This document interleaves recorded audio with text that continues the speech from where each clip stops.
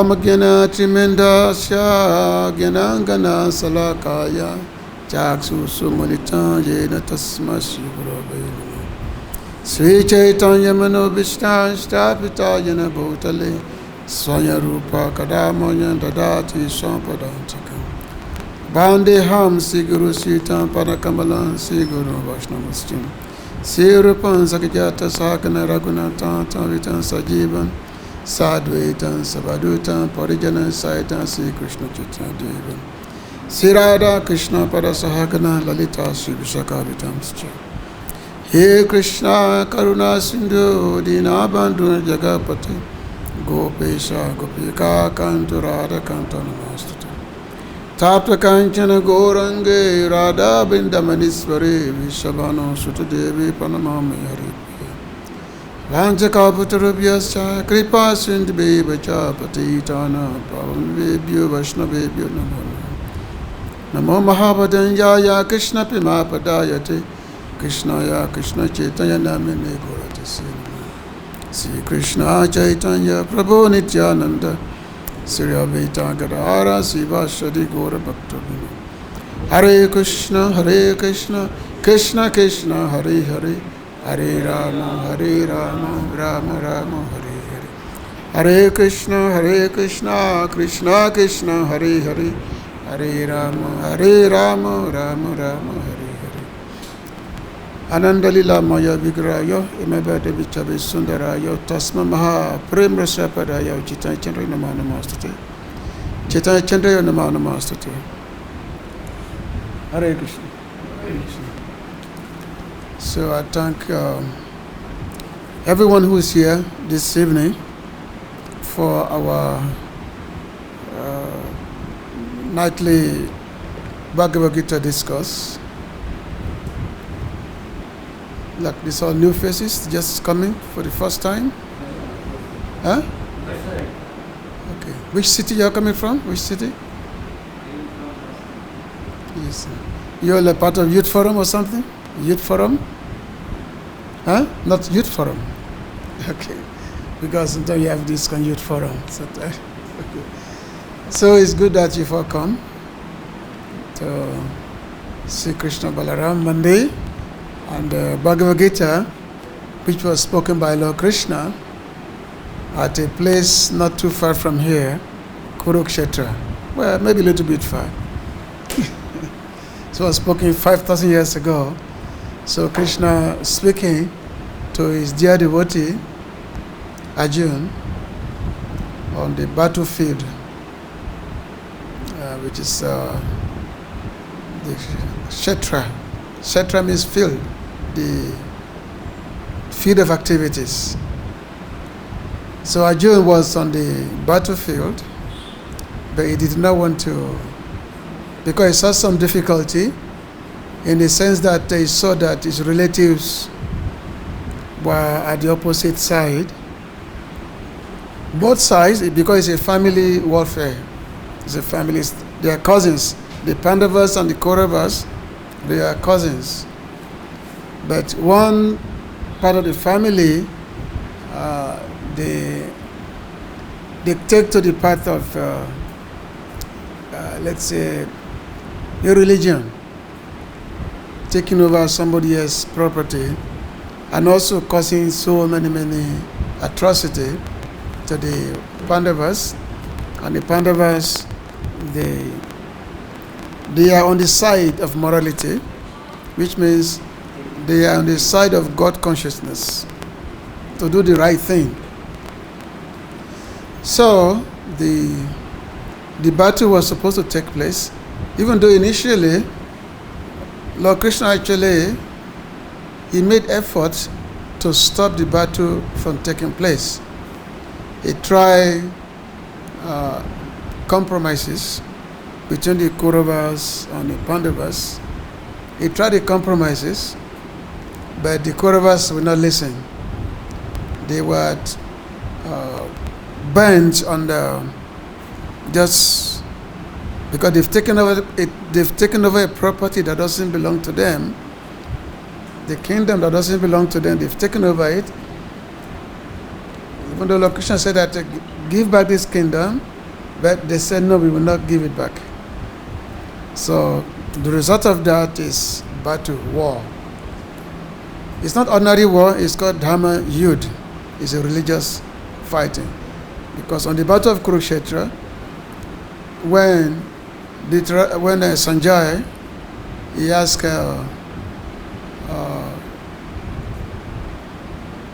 Dhritarashtra asked Sanjay, he said, Dharma Kshetra, Kurukshetra, Samabhita Yuyutsava, said that Dharma Kshetra means it's a place of Dharma.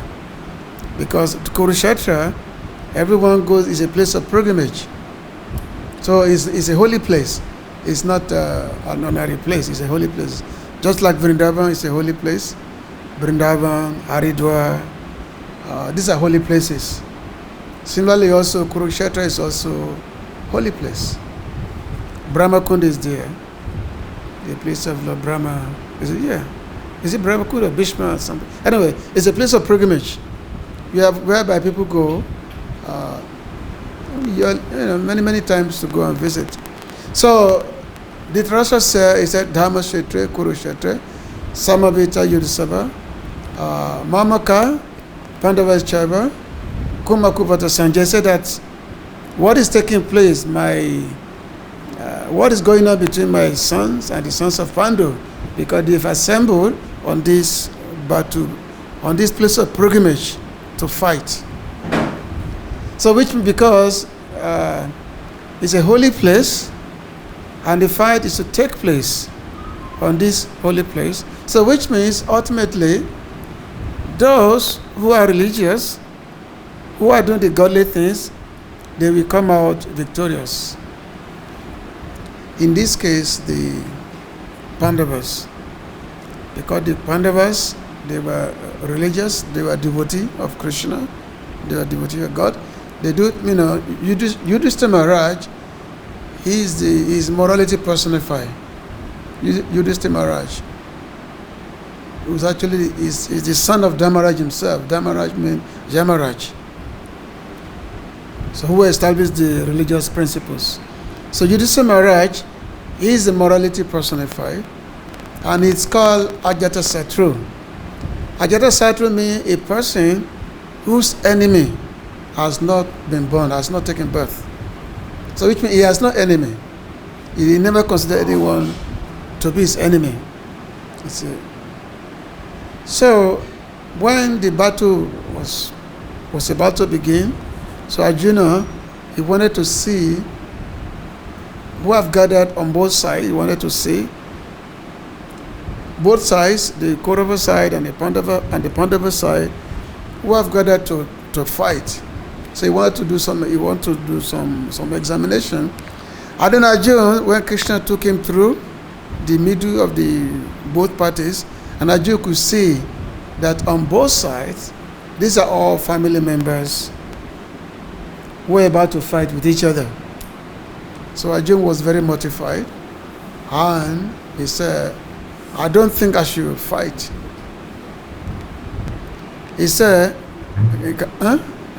is it not too clear? Okay. You can hear me now?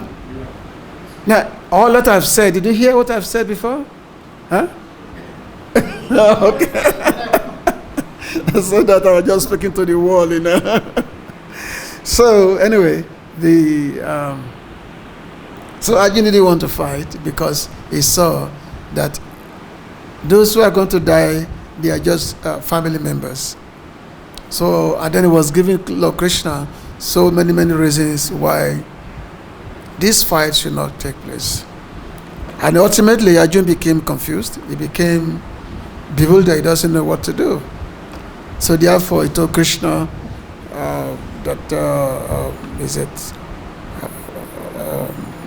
anyway, he said, kṣetra-jñaṁ. So the matam Prabhu, he said, okay, my dear Krishna, because I'm completely confused, so therefore I surrender unto you as your disciple. So therefore tell me what to do, give me your instruction. Because I do know that Krishna is the Supreme Lord, all knowledge is coming from him. So Bhagavad-Gita is divided into three parts. There are 18 chapters of the Bhagavad-Gita, 18 chapters, 700 verses, sometimes 701 verses, sometimes depending on which edition you have. So 18 chapters, which are divided into three. So the first 6 chapters is dealing with karma. But when we say karma, means this, in this case, niskam karma yoga, which means it's a niskam karma yoga, which means desireless actions. Desireless actions which aim to please Krishna. So this is niskam karma yoga. This is the first 6 chapters dealing with, from chapter 1 to chapter 6 of the Gita. And where Lord Krishna telling Arjuna about the eternality of the soul, and then various aspects of karma which one has to perform. So that is the first 6 chapters, in one sense, dealing with karma, mishra, bhakti, which means just like one of the verse, Lord Krishna said,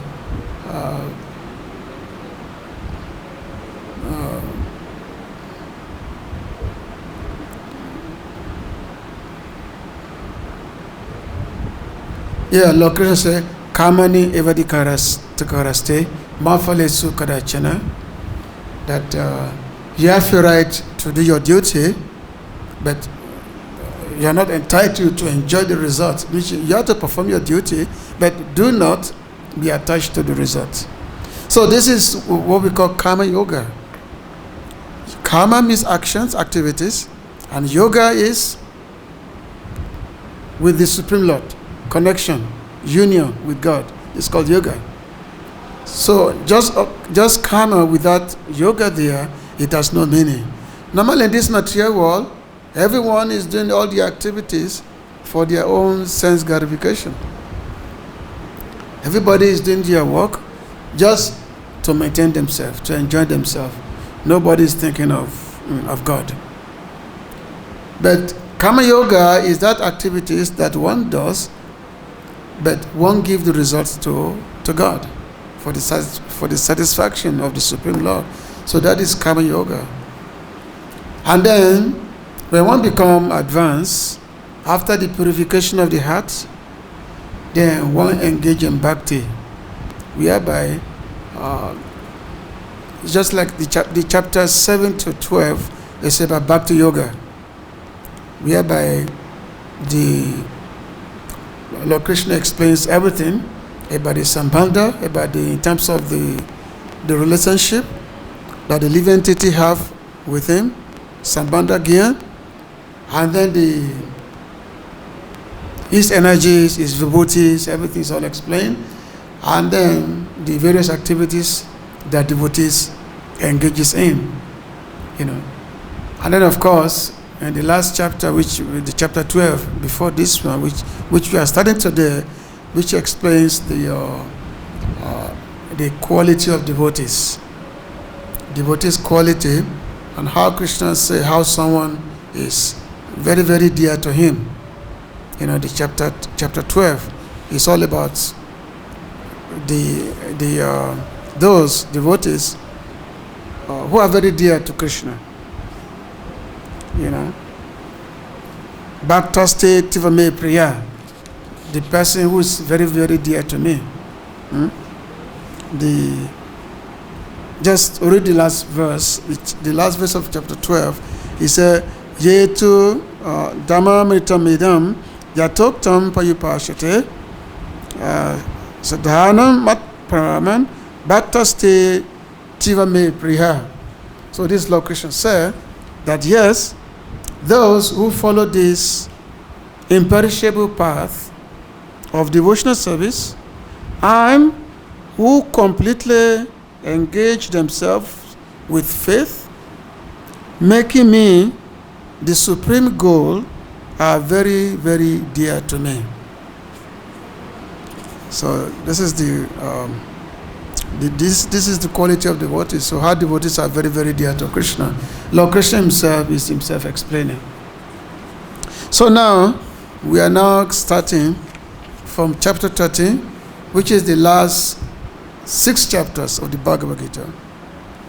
The part 3 of the Bhagavad-Gita, these 6 chapters. And these 6 chapters, this is called Jnana Yoga.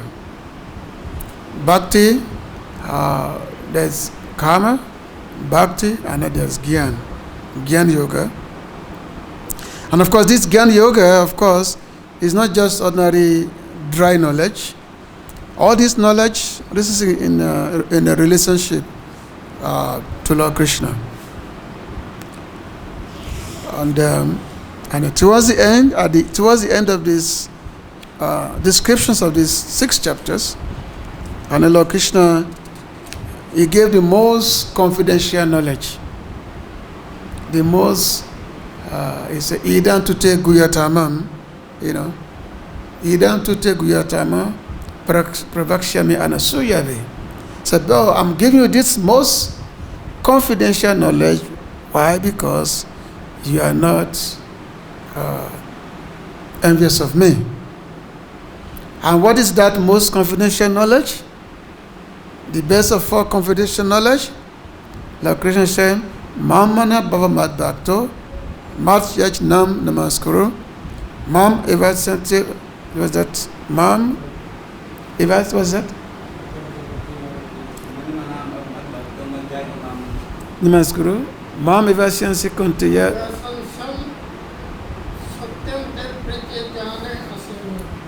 Anyway, so they said, Mamana Bhava said that always think of me, become my devotees, and then Atmana, Atma, this that you will come to me at the end.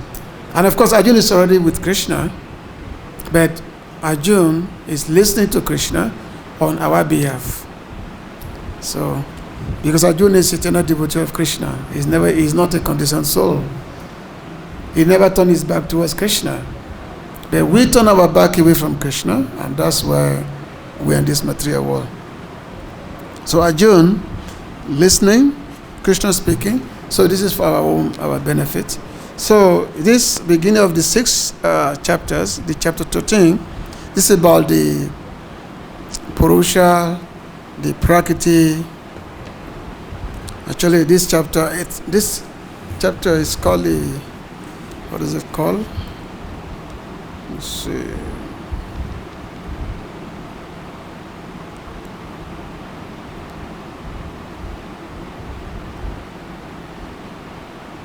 It's called Prakriti Purusha Vibhaga Yoga.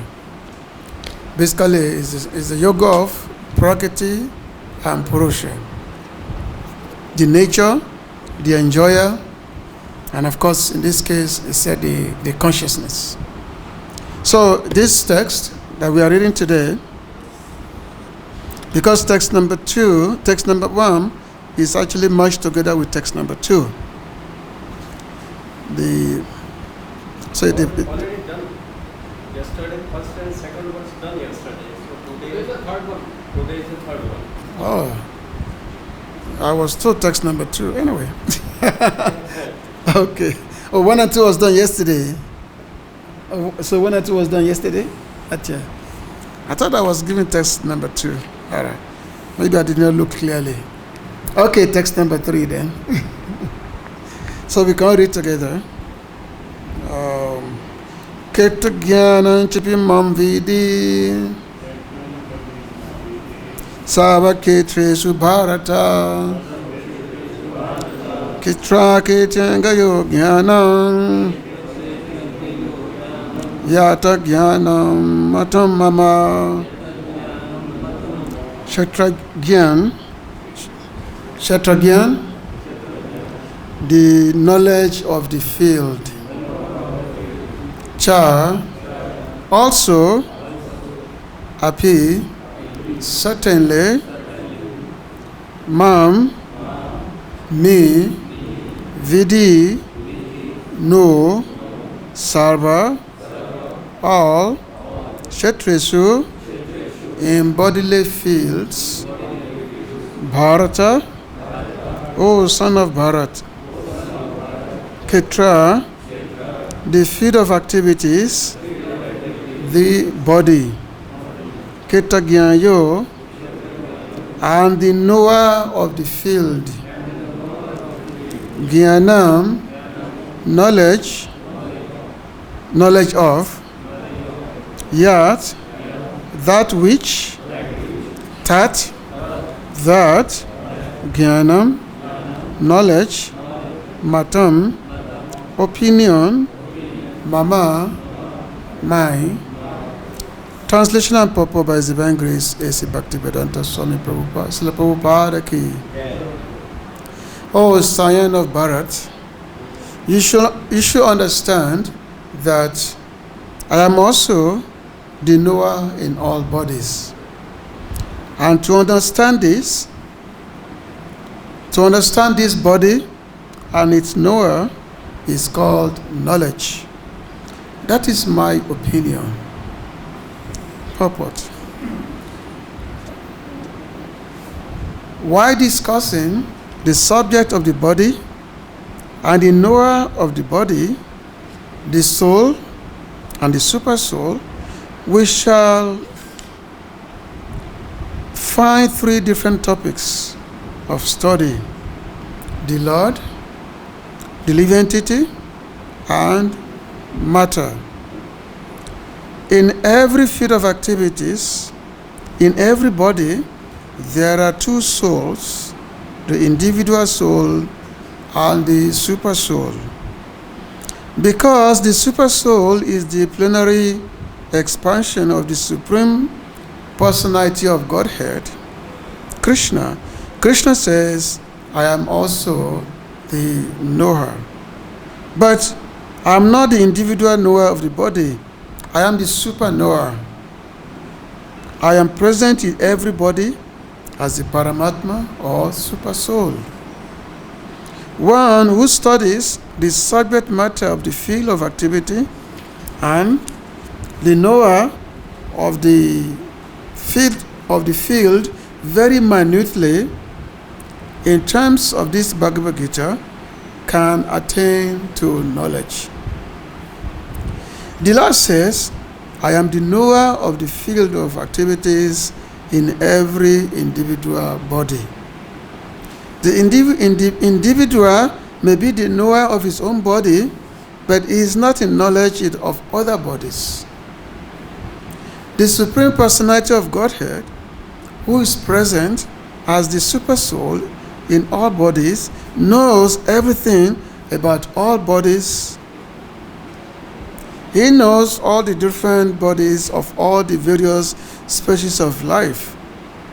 A citizen may know everything about his patch of land, but the king knows not only his palace, but all the properties possessed by the individual citizens.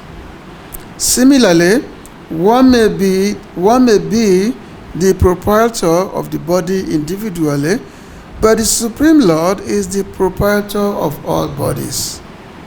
The king is the original proprietor of the kingdom, and the citizen is the secondary proprietor. Similarly, the Supreme Lord is the supreme proprietor of all bodies. The body consists of the senses. The Supreme Lord is Rishikesh, which means the controller of the senses. He is the original controller of the senses, just as the king is the original controller of all the activities of the state. The citizens are secondary controllers. The Lord says, I am also the knower. This means that He is the super knower. The individual soul knows only his particular body. In the Vedic literature, it is stated as follows: Kitrani sarirani bijan cāpi subha subhe tanive tisa yogatman tata kṣetra-jñaṁ. The body is called the kṣetra, and within it dwells the owner of the body, and the Supreme Lord, who knows both the body and the owner of the body. Therefore, he is called the knower of all fields.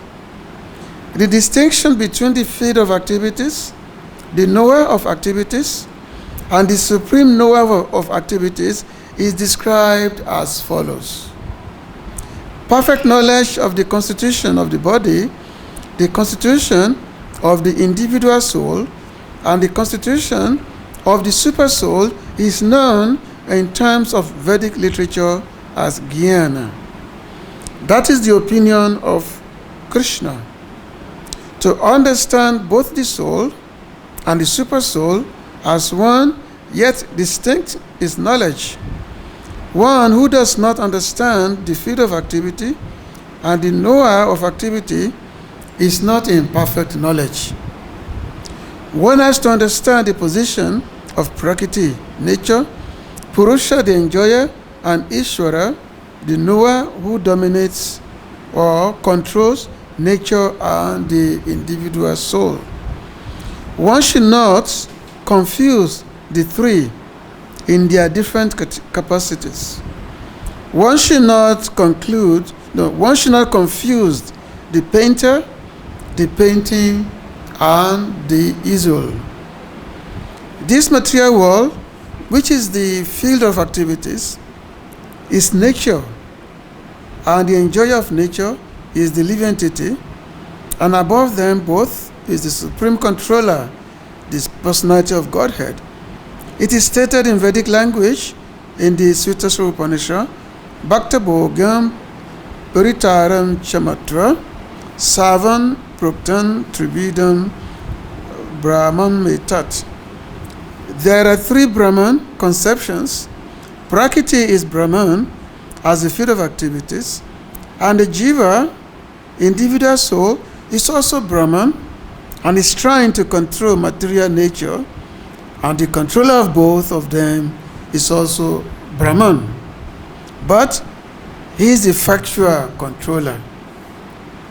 In this chapter, it will also be explained that out of the two knowers, one is fallible and the other is infallible. One is superior and the other is subordinate. One who understands the two knowers of the field to be one and the same contradicts the Supreme Personality of Godhead, who states here very clearly, I am also the knower of the field of activity. One who misunderstands a rope to be a serpent is not in knowledge.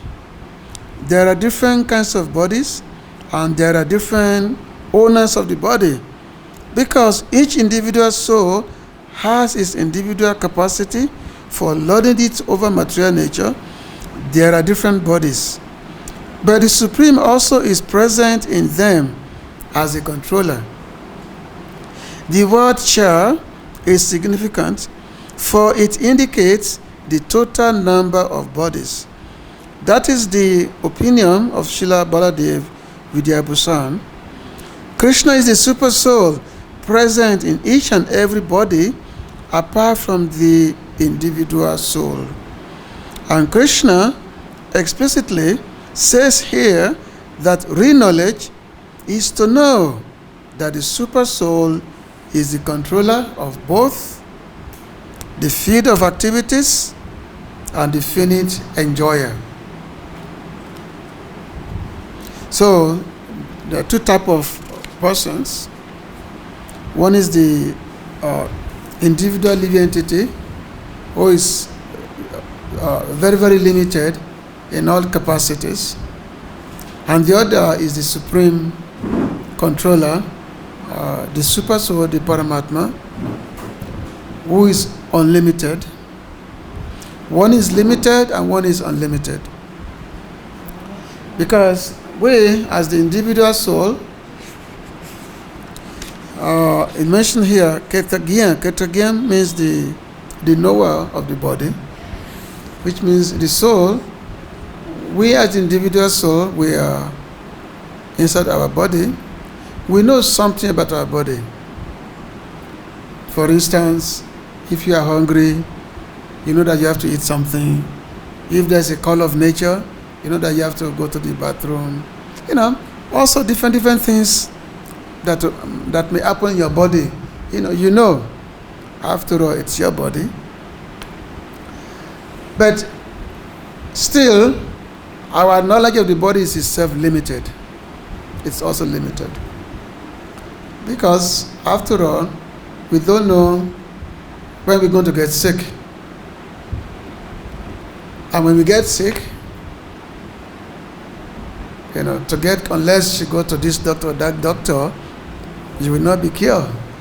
So which means, even though we may call ourselves as being the knower of the body, still our so-called knowing is of limited capacities. Very, very limited. Actually, as a matter of fact, this body does not really belong to us. It's rented to us. We are given this body to use only for some time. And then, when the time we are supposed to be there comes, when the time finishes, then we have to be taken out of the body. That's the reality. It's just like, if you're renting an apartment, you are given the rent of an apartment, you sign your lease, 11 months, whatever. And then, when the time of your lease expires, you have to get out. Either you get out. If you don't get out, then the landlord will force you to get out. That's really because it doesn't belong to you, you rented it. So the body is given to us as a rent. Okay, you are on the material world, you want to enjoy yourself, you want to prove yourself to be the controller. Okay, here's the material body, go and prove yourself in the material world. So you are given the material body to prove yourself. You are given the material body. But this does not last, because after all, you are in the body only for a certain time, and after some times, when your duration of your time comes, then you have to leave it. But then, according to your karma, another body will be given to you according to your karma. So in these ways, our ownership of the body is of temporary nature, in our ownership of the body. But the super soul, he is the knower and the owner of all the bodies, not just one particular body, all the bodies. The super soul is like a giant electric board. Just like you have an electric board, and then from electric board, it's in every. Then the light is in every house. The light is there in every house, but the electric board is there. That is the source of all the electricity. It's there, and then from that, everyone else is getting the light. So similarly, also the super soul is there, where all the souls they are generated from, and then from that super soul, it enters into individual soul. So therefore, why the individual jiva can know his own body, but the super soul knows all bodies. He knows everybody. For instance, I can know something about myself, but I don't know anything about you. I don't know anything about you because I can only know what, But the super soul, the Lord, he knows everyone. He knows the heart of everyone. He mentioned that anyway, the Lord called himself in the chapter 15. But the Lord's explaining how he knows everything. He's also the sarva-kṣetreṣu. Yes, sarva-kṣetreṣu. Read his Synonyms. Matam. So the Lord says that sarva-kṣetreṣu means everything. Sarva-kṣetreṣu means everything. Sarva-kṣetreṣu really is on the business. I am situated in the heart of every living entity.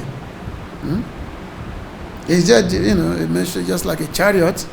So, because within our body, there are two the soul is there, and then there are two souls. One is individual soul, and then the other is super soul. One is simply busy eating, because these two souls are sitting on a tree, and on that tree there's all kinds of fruit is there on the tree. Now some of the tree is sweet, and the tree, some of the fruit is sweet, and some fruit is bitter. So this one soul entity is busy tasting different fruit on the tree. Sometimes if we taste something very nice, we say, oh, this is good. And sometimes we taste something very bitter, say, oh, this is very bitter, or this is not good. So but keep on busy tasting different fruit like that. So which means we're in this material world, sometimes things are good for us, and sometimes things are bad for us. Things are good for us. Let's say we take birth in a rich family, have beautiful body, very powerful body, no sickness, things like that. Things seems to be going good for us sometimes in the material world. And other time, it's just the opposite. Poor circumstance, poor family, poor countries, ugly body, always getting sick, disease, so many things all the time.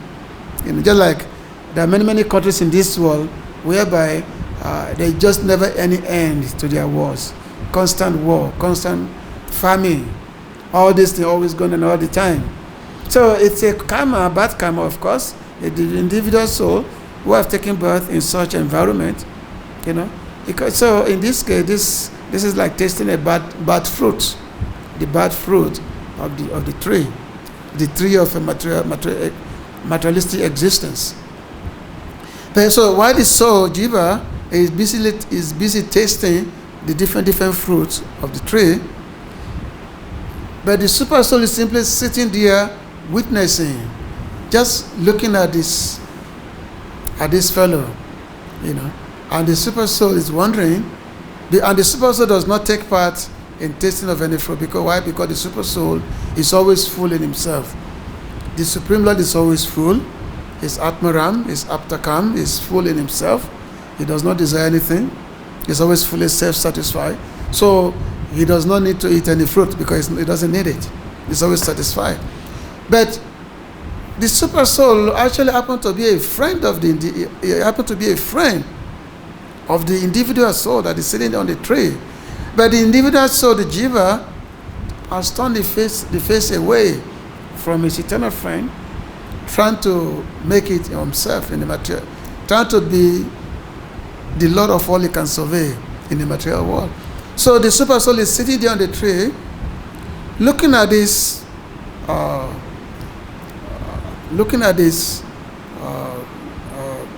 fellow, this jiva, and the individual, the super soul is wondering, when will this jiva turn his face towards me?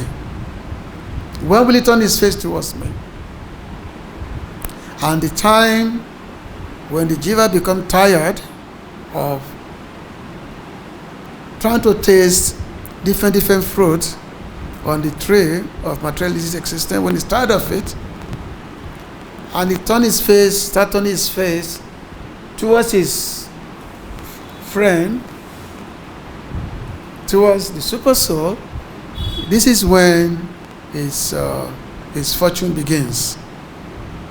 His fortune begins from the time he turns his faces backwards, now turn his face to Krishna, to God, to Paramatma.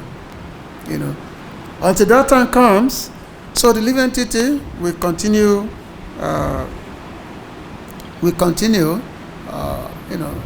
Rotating in the materialistic existence. Going from one body to another body, through 84 lakh spaces of life, 8.4 million spaces of life, 84 lakh. Sometimes you are a fish, sometimes you are, fish. What was that?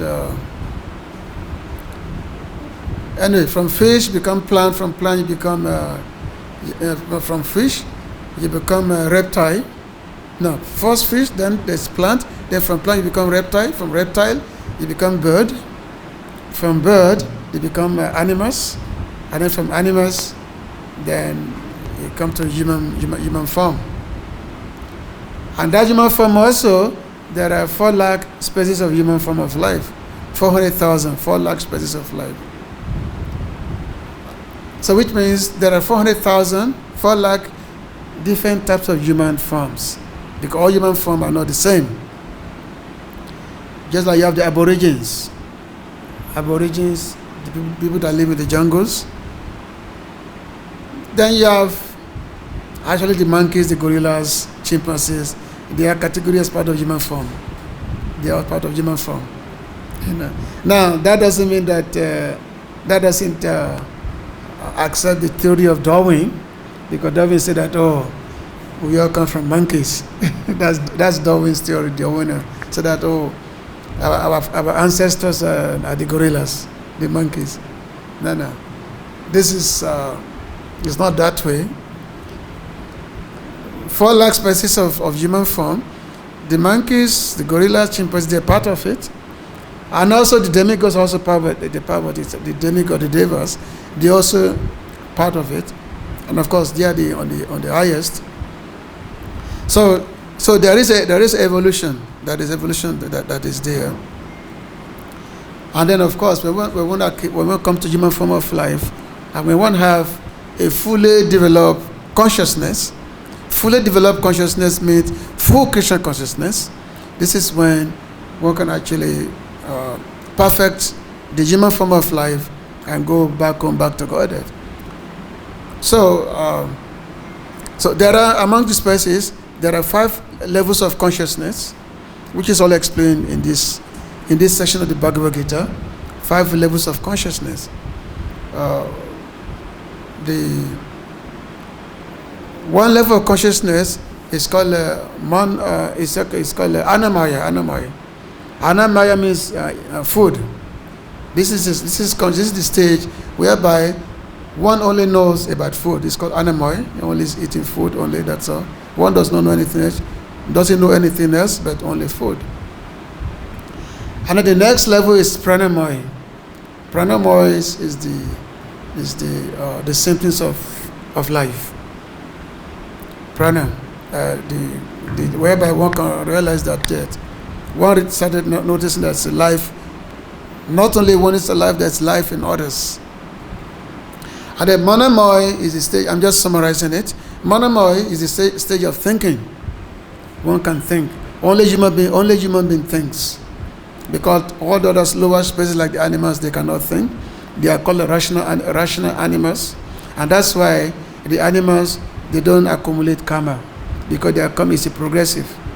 But human, they accumulate karma. So, Manamaya is the stage whereby one starts thinking. So, and of course, as a human, whatever activity you commit, you can go high or you can go down.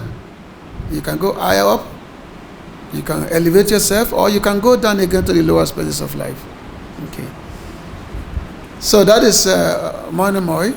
And then the Gyanamaya is the stage of searching for spiritual consciousness, for searching for spirituality. One start looking for the science of the self, trying to understand who am I, why am I in this world. And then what basically approach a guru who can teach you, who can give you spiritual instructions. So that is Gyanamaya. And then when one attain the spiritual perfection, this is called Anandamaya, whereby you attain, this is called full Krishna consciousness. You actually attain spiritual perfection.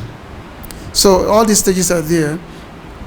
So, and of course, the super soul, when one turns one's face towards the Lord actually helps one to come to Him. And that's when the Lord sends a guru. Okay, now this soul, now know me, who am I? Now I want to come to me. Now let me send him a help. And then the Lord arranged, whereby He sent His own representative to guide the jiva to come to him. So we're going to be hearing all this knowledge from this chapter on, from this chapter 13 all the way to chapter 18. This knowledge, this Gyan Yoga. Okay, so I'm going to stop here, 6:30. So if there's any question, you can please ask. Yeah.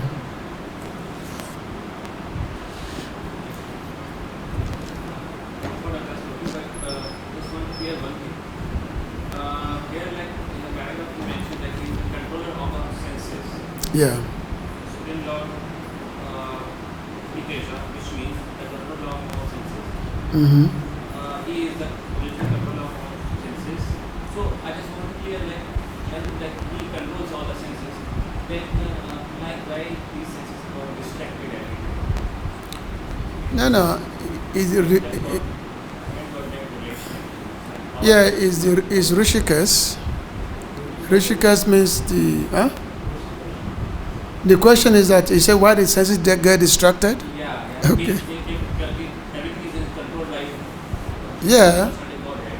then why it get distracted? Well, your senses get distracted because of your desire for sense gratification. But it is controlled by them. No. But it doesn't control your desire. And your desires are carried out through the function of the senses which you have been given. So the Lord is Rishikesh, but the stage, if you surrender unto him, then he becomes the controller of your senses. In the meanwhile, he allows you to, he gives you the independence to exercise control over your own thing. He gives you you have the independence. So therefore, your senses go here and there, because that's what you desire. And the Lord will not interfere with that. After all, to come to him, to serve him, is by our free will. He will not. We come to him only by our own independence, and the Lord will not interfere with that. Because you are supposed to develop love for God. Yes, you are supposed to develop love. But how can you develop love if there is no free will? It's not a forced thing. God will never force you. So therefore, the senses get distracted because of your desire to enjoy. And there's always, and this material world is always competition. Because what you want, other person also want the same thing. So both of you always have to struggle for it. That's called the struggling for existence. Because you all want the same thing. You want to be the boss. Other person also want to be the boss. So both of you have to fight for it. And the strong person, the stronger one, wins. It's called, what's that? That's verse. Nada Muni said, what's it? Anat, what's that?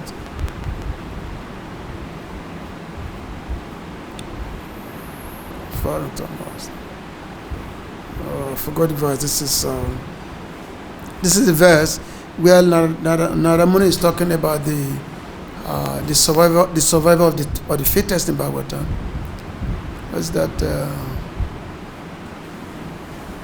Chatuspadam. Chatuspadam. Fagun Tata Mahatam. Anyway, the last verse of the verse is Jivo Jivasya Jñānam. Jivo Jivasya Jñānam. You know that verse that ended with Jivo Jivasya Jñānam? One line is Faguni Trata Mahatan. Faguni Trata Mahatan. Faguni means the weak, Mahatan means the strong.